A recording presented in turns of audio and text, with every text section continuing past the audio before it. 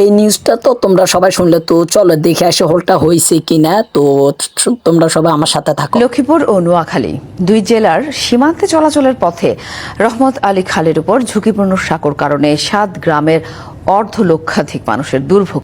এরপর স্থানীয়রা ভাঙা স্থানে বাঁশের সাঁকো নির্মাণ করে। পার হতে প্রায় ঘটছে দুর্ঘটনা।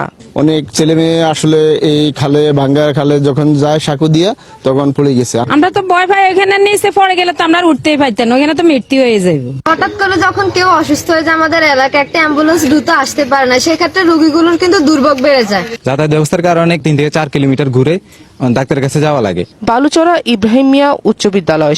আমি এই ভিডিওটা আগে দেখিনি, এই কারণে আপনাদের সাথে শেয়ার করতে পারিনি। তো আজকে দেখলাম, এই কারণে প্রমাণ আপনাদের সাথে শেয়ার করলাম। 3 মাস আগে এই ট্যাবের নিউজটাই করা হলো, তারপরে এখন আমি 3 মাস পর আপনাদের সাথে শেয়ার করলাম। আসলে বিলে এটা ঠিক করবে, এখনো ঠিক করার কোনো নাম নিশানে নেই। তোমরা কি বলে, এটা ফুলটা কি ঠিক হবে না ঠিক হবে না?